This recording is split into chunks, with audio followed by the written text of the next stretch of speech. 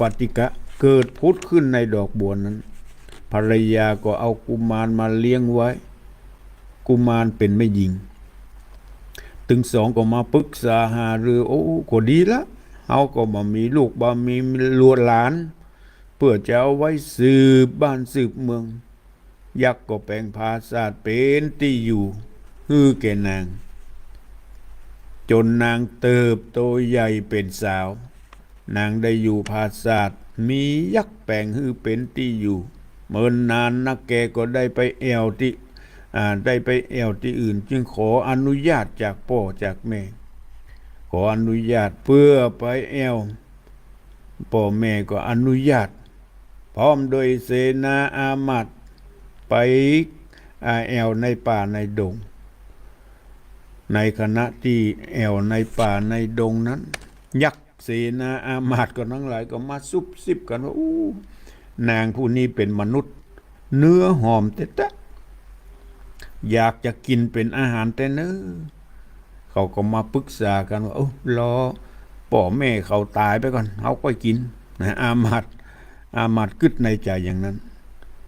ป่อพญาหู้ความคิดของหมู่เสนาอามาตย์ผู้เป็นยักษ์ที่ไปคอยดูแลคิดร้ายต่อนางปทุมมายักษ์ใส่ชื่อลูกสาวว่าเป็นชื่อว่าปทุมมาต่อมานางปทุมมาบ่นกับพ่อกับแม่อันเป็นพ่อเลี้ยงแม่เลี้ยงว่าบ่มีกู้บ่มีกิมอยากจะมีกู้มีกิมมามาจ๋าอยู่ถึงวันนี้ก็ง่อมท่านพญายักษ์อันเป็นพ่อเลี้ยงอันก็ไปหากู้หากิมเพื่อจะมาเป็นกู้แก่นางบ่ได้ง่อมจิตง่อมใจอีกเถอะเดินอากาศไปในสถานที่ต่างๆก็ไปหันใส่แม่หญิงงามคนหนึ่งพอที่จะมาเป็นกู้เป็นกิมของนางปทุมมาก็ได้เสกนางนั้นรับสนิทแล้วก็อุ้มมาย่องอุ้มเอามาแก่นางเอาไว้ไปไว้ในปราสาทเพื่อจะได้เป็นกู้ของนางปทุมมาต่อไปยักษ์ใดยังนางญาติคำมาแล้วยังบ่พอยังไปเสาะหาแหมเพื่อจะเอามาเป็นกู้เป็นกิมก็ไปปะใส่ศาลาแห่งหนึ่งซึ่งเป็นศาลาที่ปฏิบัติธรรมของนางแต่งอ่อนนั่นแหละพอออกศรัทธาญาติโยมทั้งหลายนางแต่งอ่อนอันเป็นมเหสีของเจ้ามหาวงศ์ที่ถูกขับไล่ใส่ส่งออกจากบ้านจากเมืองไปแทนที่จะกลับยังเมืองบาดาลก็ลงไปบ่ได้บ่มีมนต์คาถาที่จะดำลงไปได้ทีนี้ปี้อ้ายก็ได้ขึ้นมาเพื่อจะไปเสาะหาห้ำเฮียนศึกษาห้ำเฮียนศิลปะต่างๆไปที่ไหนก็บ่มีพระฤาษีที่จะห้ำจะเฮียนก็เลยแปลงศาลาเป็นที่อยู่นั่นแหละปฏิบัติธรรมอยู่หั่นแหละในป่าในดงบัดนี้ยักษ์ก็ไปปะใส่ศาลาของนางแต่งอ่อนเหตุการณ์จะเป็นอย่างใดนั้นพวกศรัทธาญาติโยมทั้งหลายลองมาสดับรับฟังพระธรรมเทศนามหาวงศ์แต่งอ่อนตอนที่11เป็นลำดับต่อไปนะโมตัสสะภะคะวะโตอะระหะโตสัมมาสัมพุทธัสสะอันทาโขเอกาตาปสินีอันโตสาลังวัสันติวรันติสันทโวดุราสปุริสะทั้งหลายตั้งยิ่งใจตึงหนุ่มตึงเท้ามีศรัทธาเก้าเป็นประธานต่างก็มีใจบานลิ่งน้อมมานั่งพร้อมฟังธรรม จุงดาจำติดต่อตามบาทข้อบาลีว่าอัฏฐโขเอกาตาปสิทนีดังนี้เป็นต้นบัดนี้ในกาลนั้นยังมีนางหนุ่มเนาละสีตะรงศิลดีบ่ผ่อนอยู่ในบ่อนศาลายินสังกาหลายแหล่คันนิ่งเพในใจว่าปีนจันใดใจกาบทบัวบุญดันมาป่ามาหาไขจะเรียกร้อง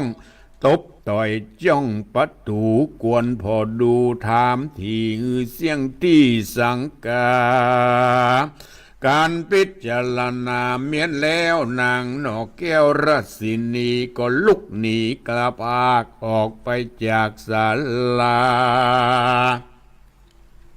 พอไปมาที่ใกล้ก็หันยักษ์ใหญ่ไพศาลเนลมิตูนแถลงเปตปัณณวิเศษเจียงจีนดังขุนอินอยู่ฟ้ากับเป็ดหน้าลงมาหรือเหมือนดังพญายุดยาวตะลงเครื่องเต้าเจียงคานอาลังการจุสิ่งยอมการยิ่งแปลงเมืองนางบุญเรืองจันพอออกปากล่อจะถามด้วยกำงามท้วนทีว่าข้าเดชเจ้าปี้บุญมี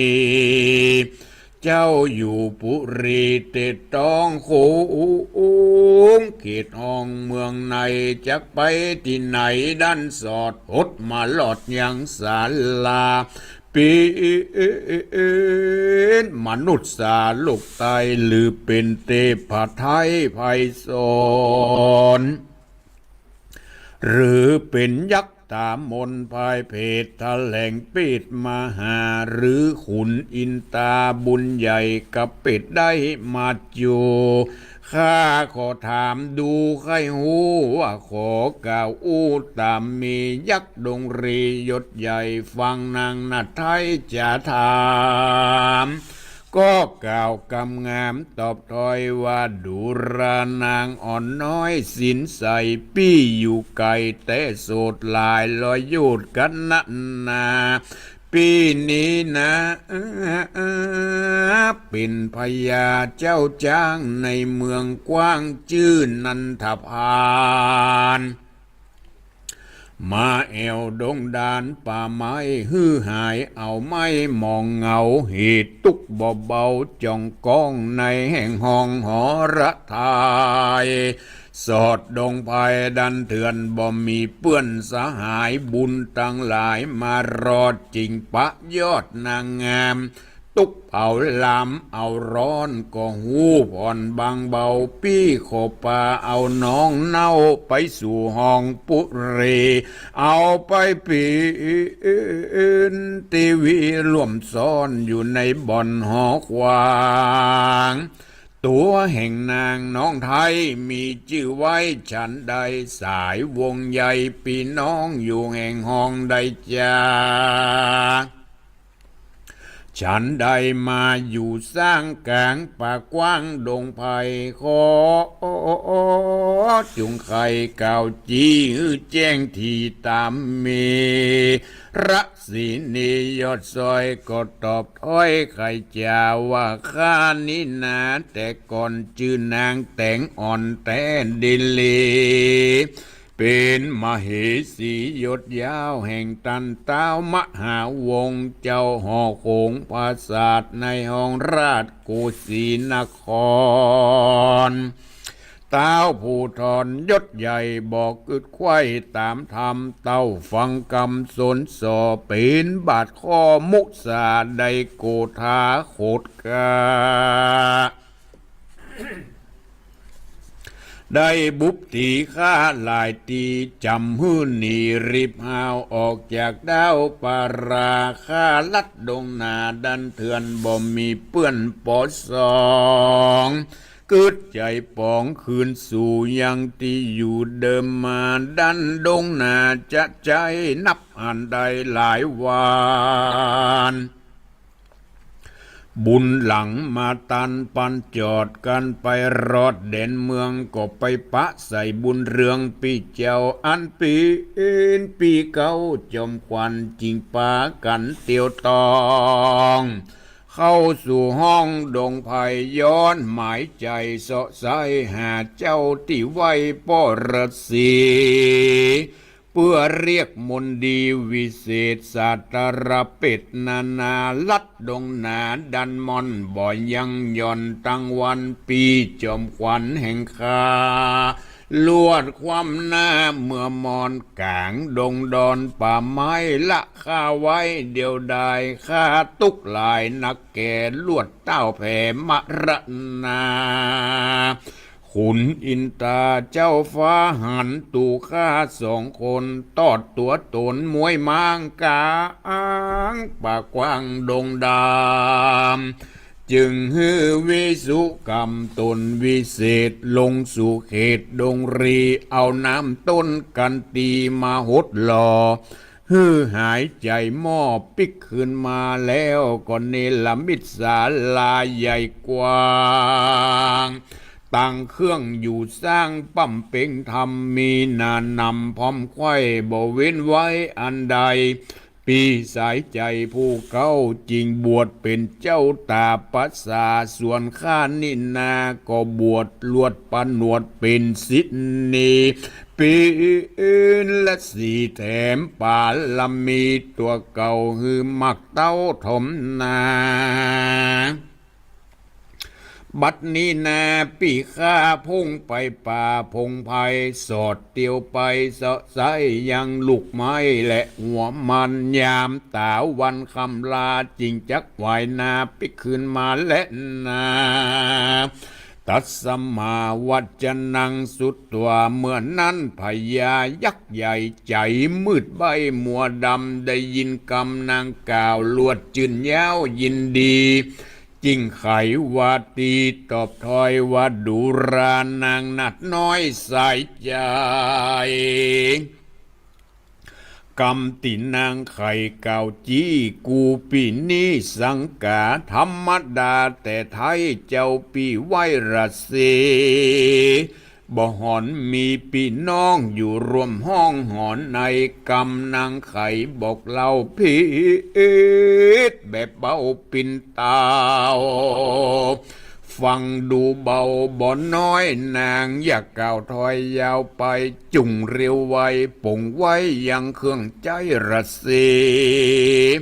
เครื่องครัวมีเหลือเศษละไว้เขตดงขวางปีจักปานางนัดน้องไปสู่ห้องเบียงใจนางสีสลีสินใสแต่งอ่อนอกเราร้อนเรรนมีตัวตูนไหววันสตานสันเววาจิงเจียนจ่าต่อถอยว่าข้าม่อนน้อยยิงนางอยู่ดงขวางป่าเศร้ากับพี่เจ้าจอมขวัญตุกคืนวันโกสางฮือปารมีกว้างยาวไปบอกคันนิ่งใจจักปอกวายนาออกเมืองเยียวขี่เครื่องศกสาวยิ่งกว่าเก่าเดิมอ่อนขอเมื่อมอนมวยม้างกลางปากกว้างดงดำสุดแต่กำเก่าเนินได้ข้างขึ้นตัวมายักขราชายศใหญ่ซ้ำโขดไม่นานนำว่ากูไขกรรมต่อถอยด้วยกรรมอ่อนอ้อยปิยามึงป้อยจ่าห้าวหาตัดเสียงขาดไม่ถีกันบนนีละปากออกไปจากดงเขียวกูจักเร็วบดจ้าเกาะกลุ่มกว่าป่าไปกันจ่าไขเสียงขาดยักห้าวหาดปาลาก็กับกายกายาเหมือนเก่าคือเป็นยักษ์เท่าดงดอนเขี้ยวงางงอนปุ้นปากเนื้อตัวหากเล่นลายร่างกายสูงใหญ่ล้ำมอกมันร้องออกสัญญาว่ากันโรราเนินจ้ากูจะกลับกว่าคบเขีนค คนเตียวดินมวลมากจิ้นเนื้อหากน้ำลายลำลายกันนางกัวตายมวยมอดใครอยู่รอดนานไปจุงเร็วไวกระพากหนีออกจากศาลา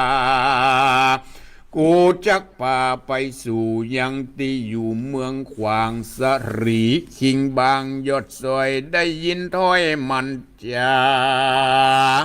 ใจ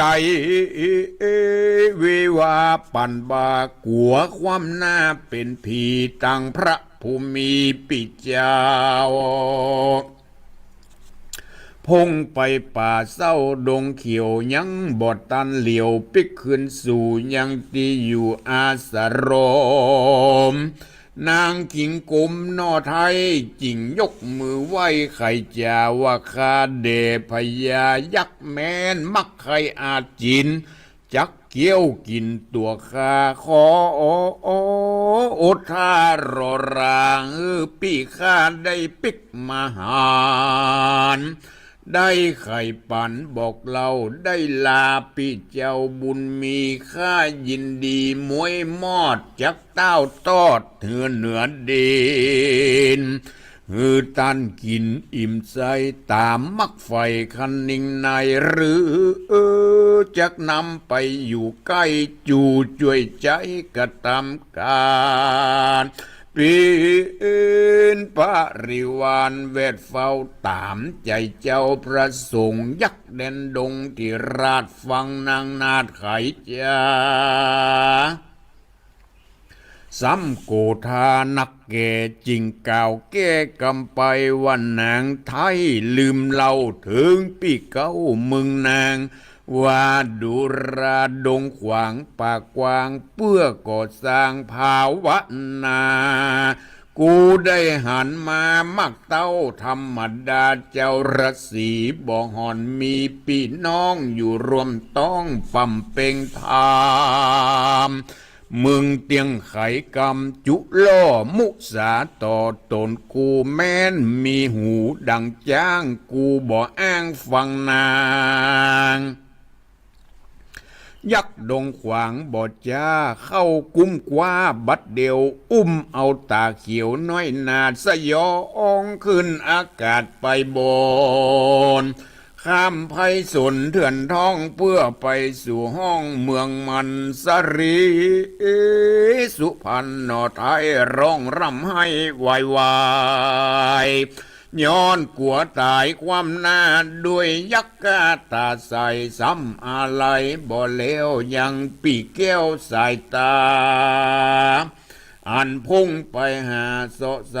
ยังลูกไม้หัวมันว่ากันตาวันคำลาลงลับป่าดงเขียวเจ้าปีเตียวมารอดถึงที่จอดศาลาพอไปมาควายห้องก็บ่หันน้องจอมควานนั่งเมื่อวันก่อนบ่หูนางไปตั้งใดเตียงมีใจเอาไม้เสาะเสียงควายไพศาลเอกาตนเปี่ยวว่างอยู่ป่ากว้างดงดอนจากเมื่อมอนบอดจ้าย้อนตุกโศกากลุ่มใจนางนงไวยอดซอยตุกจองห้อยถมนาลวดมรณากละกลาดชีวิตขาดตายไปยักดงไพที่ราชก็เสกมนต์อาจบัดเดียวนางตาเขียวนาไทยก็ปิกฟื้นขึ้นมาตุกโศกาก่อนกี้บลิกลี้หายโหนเข้าผ่านบนทางคอนอยู่ในบ่อนหอระทายยักป่าไปบอดจ้านางคว่ำหน้าเป็นผีทวน3 ตีแต่ใส่ยักก็เป่ามนใส่ปิกขึ้นมามันก็พาไปรอดถึงที่จอดเมืองมันวางสรีสุพรรณแต่งอ่อนไว้ในบ่อนผังกาไขขี้ยาเก่าโอเมียมันหูตามมีนางตีวียักษ์ใหญ่แล่นมาใกล้บัดเดียวแล้วจะเหลียวต้านต่อว่าดูรานางหนอคิงรามลักษณะงามบอบหอน นางอยู่บ่อนได้จะตุกสังมาค้างข้องอยู่ในแห่งห้องหัวใจนางก็ไขกล่าวอูฮื้นนางยักหูตามมีวันนางทีวียักษ์ใหญ่ฟังนางนัดไทยไข่จา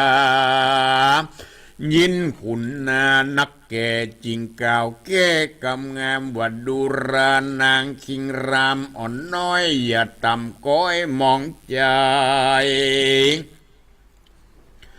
มาอยู่ในภาษาทย่อมแกล้วกล้าดอ้นตรายภัยบ่หมายคำคาความหน้าเมื่อมอน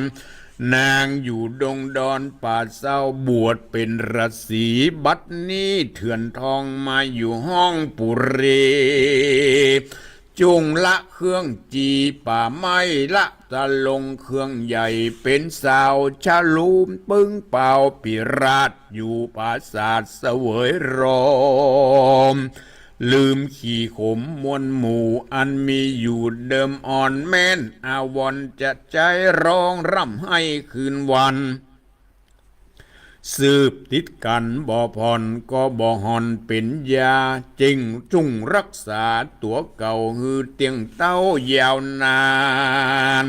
โศกมองผ่านเอาไม้ป่าฮือได้ผอมเหลืองกินบ่เปลืองลับยากเต้าลำบากตัวเคิงเหตุนั้นจุงคันนิงสั้นส่งฮือแม่นจ้องกองทำสู้แต่กรรมวิบากอันจักหลักปะปายยักดงพายยาเท่าจ๋าลมเล่าสุดปลายก็เอาเครื่องครัวลายเครื่องใจย่อมก้าใหญ่เปิงแปงคือเวนคำแดงใส่ซอยกับตังสังวานมุกดาหารวิเศษผ้าติบติดโกสายผืนขัวใบแผ่นผ้าเอามาฮื้อเกณฑ์นอลาโสภาเอามาประดับประดาพร้อมควายเป็นสาวสิกใหม่ดูงาม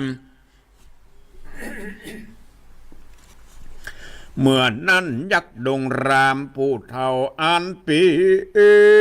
นเจ้าเวียงใจก่อนนำนางนงไว้แต่งอ่อนไปสู่บ่อนผังกาแห่งนางปทุมมานอนเนาแล้วก็บอกเล่าไข่ปันว่าดูราลูกจอมขวัญเอ๋ยนอทายบัดนี้พ่อได้นำมายังนางโสภากินกู้ขึ้นมาสู่หอขวางเพื่อปีนกู้นางนอนเนาได้ต้านต่อปึกสามได้ไข่แจ๋ต่อทอยหายต่ำก้อยมองเงานางคิงเหลาองอาจคือนางปทุมมาหันนางบุญหนาแต่งอ่อนมาสู่บ่อนหอนในยินมีใจจุมจืนปีติตื่นเลือนลายฮักยังบุญภายนอนเนาดังแม่เจ้ามารดารีบเข้ามาอยู่ใกล้ยกมือไหว้อัญจุรีไขวาตีต่อถอยมีบ่อน้อยหลายประการโสปานาตาปะโสส่วนนาส่วนอันวรสีผู้เฒ่าเข้าป่าเศร้าดงนาเพื่อแสวงหาสดใสยังลูกไม้และหัวมานกันตาวันคำลาจริงหวายนาปิกขึ้นมาถึงศาลาที่จอดก็บ่หันนางยอดสายใจไขกำไปเรียกร้องบ่มีเสียงตอบท้องเย็นวอยตามดงดอยตาน้ำเสาะจนพอเสียงพอซ้ำลายโหนก็บ่หันตนนางหนอผากูต่อสายตาจีดงนายศใหญ่เสาะจนพอเสียงควายในดงไผ่ก็บ่หันใส่ใจน้องลาใจปั่นบ้าเววา ตัดตัณหาก็บอกขาดน้ำตาหยาดหลามไหลหอละไทยกังแกนตุกทางแน่นถมนามืดตันตาจุตีบทเจงที่หันหูนก็มาวนสดใสพับเสียงควายดงไผ่เหลือใจบทจอดสุดเสียงขอดรอยตรีถึงยามดีพุงเจ้าก็บอกหันน้องเน่าใส่ตาจริงพิจารณาเกิดขวาตามบทบาทกองธรรมว่าสัตว์นานำมวลหมู่อันค้างอยู่ในโลกาย่อมเพตาแตกม้างย่อมปัดพรากข้างเสียกันยามวิบากมาตันคืนครอบสยองตอบคนใดจุมวงใหญ่เปื้อนป้องหรือพี่น้องเอาแม้นมีติจายศใหญ่ย่อมช่วยบ่ได้แต่ดินลีจักระนีลีซอนก็บ่มีผ่อนตั้งใดบ่มีภัยจักอาจตัดเสียงขาดเวนเหล็กกามจีดงดำผู้เท่าอันเป็นปีเก่าเล่าตามธรรมสุขทุกคำทั้งคนก็ก้อยผ่อนบางเบาบอกหวังเมาวันไหวใจตั้งมันตามกองก้อยทาริปองบ่อแห่งอดก่อสร้างยังป่ารมีในดงดีเดือนทองบ่มีเปื้อนกองเดียวดายตีนี้จักวันนาจะรอดถึงเจ้ายอดสุริยกุมารนอโพธิญาณหนุ่มเนากับอารักษ์เจ้าจินเมืองดันดงเหลืองป่าไม้ตั้งก่าวไว้ไปลางอาทายังไปแจงพระจิงแสงเทศนาวันตตาสักกะสะวัจนังอุณหากังตัสสิติดังนี้เป็นต้นภิกขเวดุราภิกขุทั้งหลายอันเป็นสายอริยเจ้าเชื่อนักปราชญ์ตะรงญาณส่วนสุริยะกุมารหนุ่มเนาหน่อพระเจ้าบุญเรืองกับอารักษ์เลืองยศใหญ่ดันป่าไม้ดงดอนเปื้อเตียวจอนสอดยังแม่ยอดบุญหนาตันพระยานักแก่บ่หูเน่ตามมีว่าแม่เทวีแต่งอ่อนตกป่าเศร้าดงดานหรือตกสถานติดต้องโขงเขตอ้องเวียงใจเต้าใจยันยนบุญดันดอนดงลีก็มีโดยพระการดังกล่าวมานี้แลนะนิทิตังขียาสังวันนาวิเศษจะห้องเหตุยังมหาวงแต่งอ่อนผูกที่11ก็บังคมสมเรศดีพระธรรมเทศนาจาดกที่อาตมาได้เทศนาลงไปในทำนองแบบปืนเมืองเหนือก็จบลงไปในมหาวงแต่งอ่อนติเทศนาจบลงไปก็พอจะสรุปใจความโดยย่อๆได้ดังนี้พอออกสตายญาติโยมทั้งหลายหลังจากที่ยักไปเสาะยังไม่ยิงสาวเพื่อเอามาเป็นกู้เป็นกิมแก่นางปทุมมาที่มาเกิดมาจากดอกบัวนะที่เอาดอกบัวในหนองน้ำมาแล้วก็มีเทวดาเกิดพุทธขึ้นในดอกบัวง่อมเหงายักษ์จึงไปหากู้หากิมมาเพื่อไปหานางสาวมาเป็นกู้ของนางปทุมมาก็เลยไปแถลงเป็ดไปปะใส่ศาลาของนางแต่งอ่อนนั่นแหละแถลงเป็ดเป็นหนุ่มโอ้หน้าตาสวยสดงดงามบัดเดี๋ยวนี้ข้ามาจากเมืองนันทพานอีหรอ ข้าแอวป่ามาคนเดียวบ่มีเปื้อนมีบุญหลายจริงมาปะใส่น้องล่าคนงามเหรอโอ้เป็นเป็นดีเป็นเป็นดีเป็นงามเอาใจนางแต่งอ่อนว่าบัดเดียวเนี่ยข้าชื่อนันทพานเจ้าละชื่ออย่างนี้นางก็ตอบไปว่าข้าชื่อนางแต่งอ่อนเคยเป็นมเหสีของเจ้ามหาวงศ์ในเมืองโกสีนครในขณะที่ข้าเจ้าเกิดมีคนหวังบดีบดักเอาจระเข้มาเตนข้าพญาเจ้าเมืองมหาวงศ์มีความโกรธความเกลียดในตัวข้าขับไล่บุบตีข้าก็หนีออกจากบ้านเจ้าเมืองแล้วก็มาบวชเป็นจีอยู่ที่นี่แหละเนี่ยมาบวชเป็นฤาษีในคณะเดี๋ยวนี้ข้าก็มาอยู่กับพี่ชายของข้าเดี๋ยวนี้พี่ของข้าเนี่ยไปเซาะหัวมันลูกไม้ยังบ่ปิกเตื้อปุ่นจะปิกตอนค่ำปุ่นเมื่อยักษ์ได้ยินอย่างนั้นได้ท่าละได้ท่าทะแลงกลายเป็นยักษ์ล่ะกลายเป็นยักษ์ตึงสูงตึงใหญ่เขี้ยวงางงหน้ากลัวนางหันก็ตกอกตกใจเกิดความกลัวยกมือไหว้ขอไว้ชีวิตยักษ์ได้ทีนะบอกว่าบัดนี้ข้าเป็นยักษ์ถ้านางคัดขืนข้าจะกินเป็นอาหารถ้าข้ายอมข้าโดยดีข้าก็จะเอานางไปอยู่ในเมืองของข้านางบอกว่าขอรอปี้ข้าปิกมาก่อนเถอะจะกินข้าจะย่ำยีข้าอย่างใดก็ตามขอพี่ชายข้าปิกมาก่อนยักษ์ยิ่งโคตรยิ่งเกลียดยิ่งรีบกลัวได้ปะ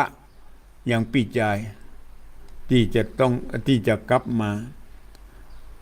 สยามรีบอุ้มเอานางแต่งอ่อนสยองขึ้นบนอากาศนางแต่งอ่อนร้องห่มร้องไห้กลัวตายกึดถึงปี้ของตนที่กำลังไปหาหัวมันและลูกไม้นางก็เอามาถึงยังที่อยู่ของพญายักษ์นางเมียหันก็มาปลอบจิตปลอบใจนางเมียยักษ์ก็มาปลอบจิตปลอบใจนางแต่งอ่อนว่าบ่ต้องกลัวมาอยู่ในปราสาทของข้าแล้วบ่มีอันตรายใดๆเนอะนางยักษ์อันเป็นเมียของนันทพานซึ่งเป็นยักษ์นางได้ตกอกตกใจบ่ต้องกลัวนางยักษ์ปอบปะเล้าปะลมแล้วเอาเข้าครัวเครื่องของใจต่างๆนานามาฮื้อแก่นางประดับประดามีสร้อยสังวานเครื่องใจเครื่องประดับประดามาฮื้อแก่นางฮื้อนางสละเครื่องบวชทั้งหลายอันเป็นอันเป็นแม่ชีนั่นแหละแล้วเอาเครื่องสร้อยสังวานประดับประดาต่างๆนานา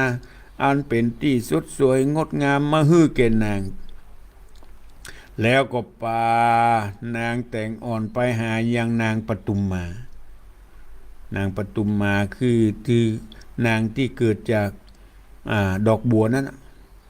เพื่อเอานางปทุมมาเป็นกู้เป็นกิมบ่ฮื้อได้ง่อมจิตง่อมใจ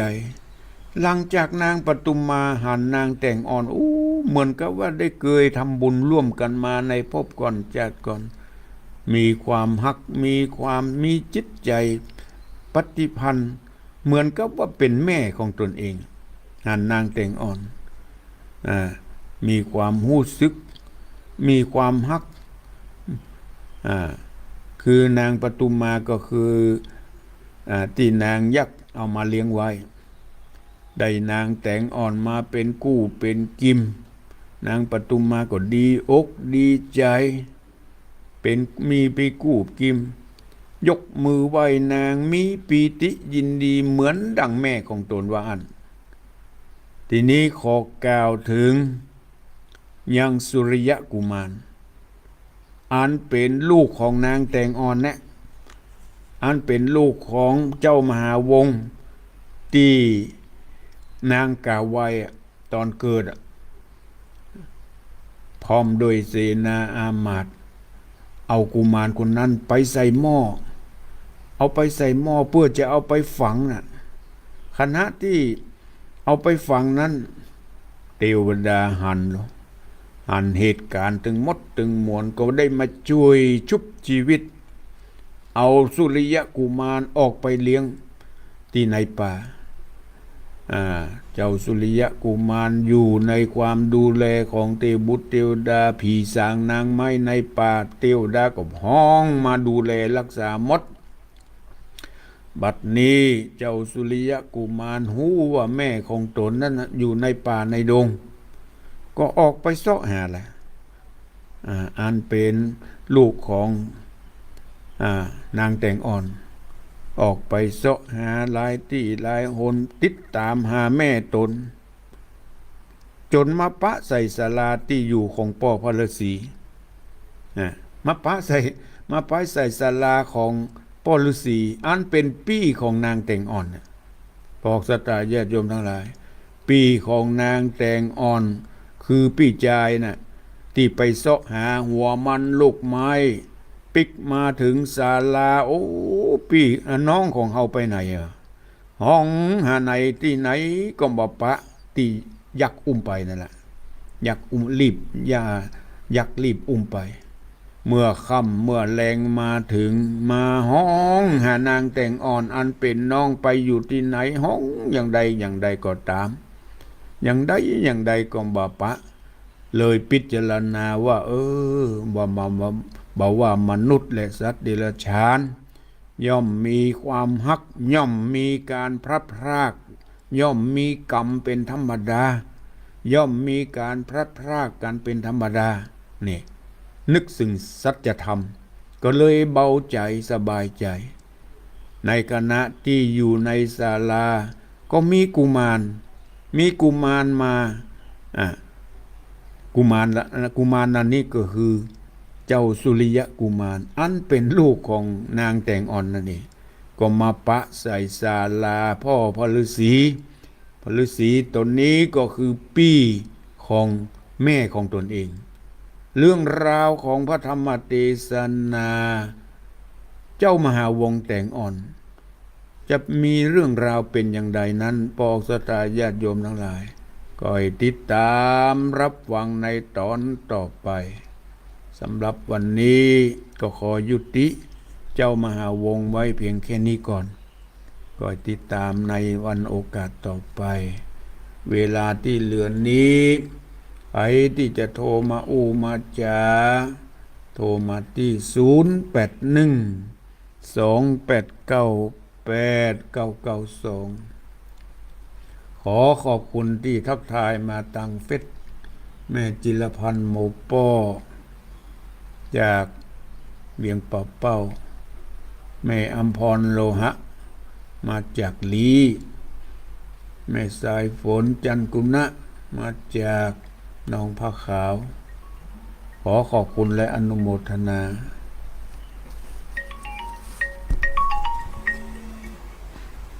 เจริญปอนข้าพเจ้าเจ้าไม่หลวงสายฝนนอ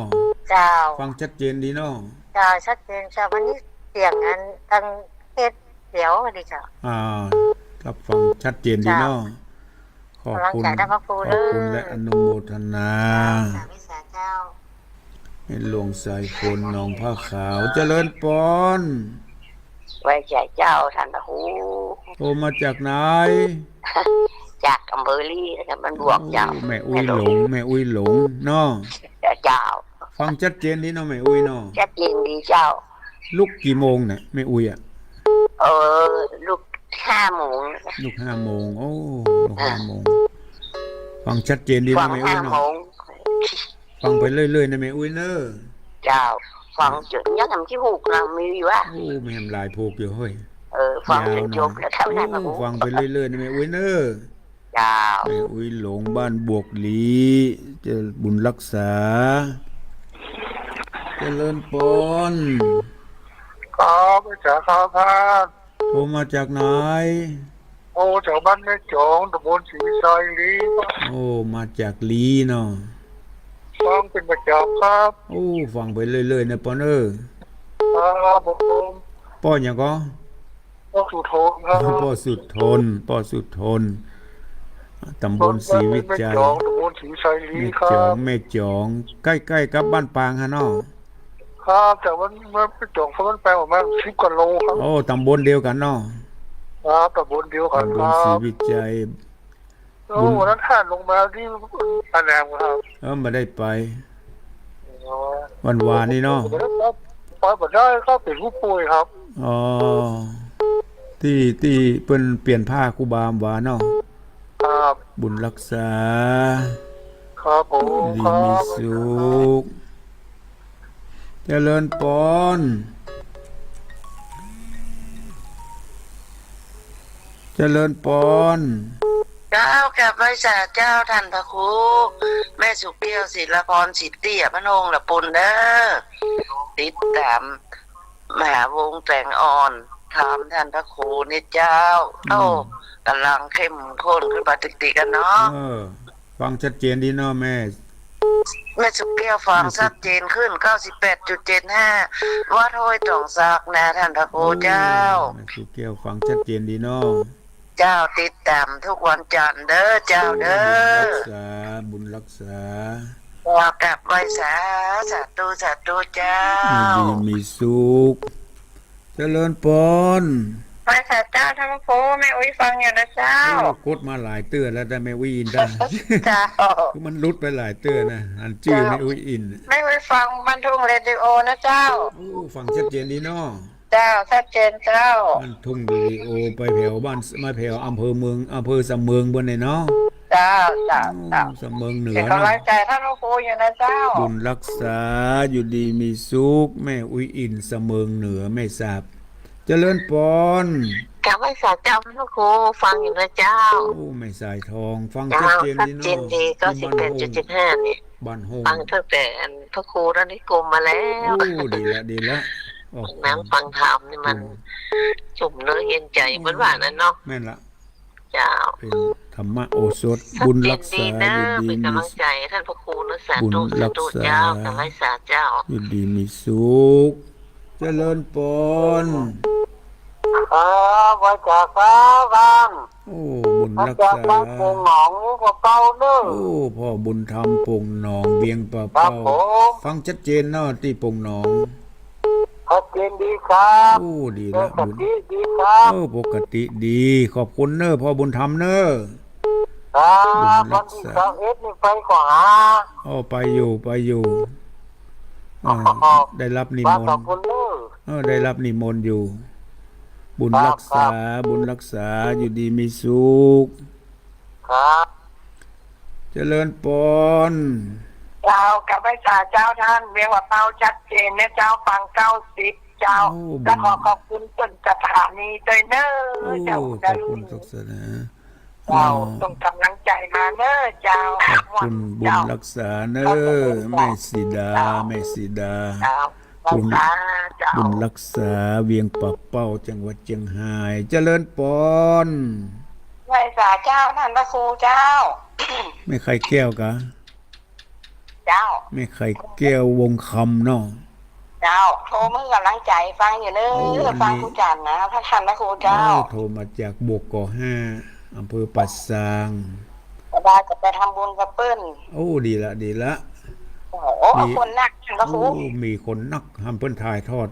คนนักหนาปลาป้าน คนเป็น ไหลเขาโลกโลกอ่ะ คนเป็นมึนๆนะ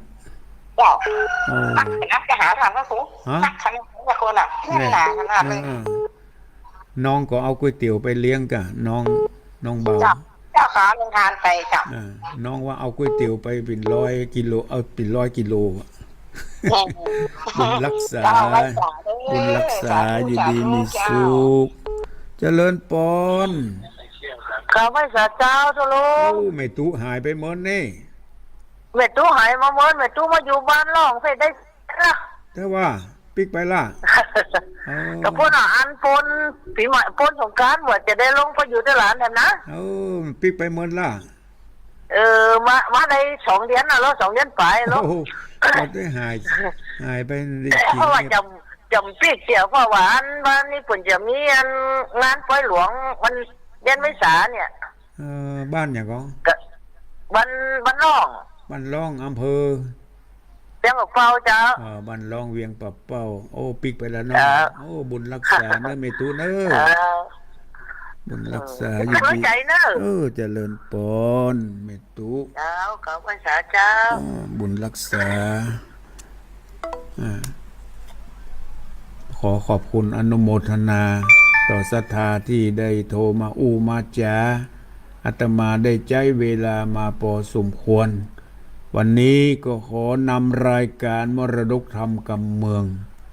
ในวันนี้จากไปก่อนก่อยปะกันในโอกาสหน้าสำหรับวันนี้ก็ขออำนวยอวยพรให้กับพระออกศรัทธาญาติโยมทุกท่าน จงได้อยู่ร่มเย็นเป็นสุขในพระบวรพุทธศาสนา ก็ขอทุกท่านจงมีอายุวันนะสุขภาละมีจกมีลาภนิมาก้าขึ้น ปรารถนาสิ่งใดๆอ่านเป็นไปในทางชอบธรรม ก็ขอโสมดังกำกึดกำปรารถนาของมูลราชสถาจุเยื่องจุปการ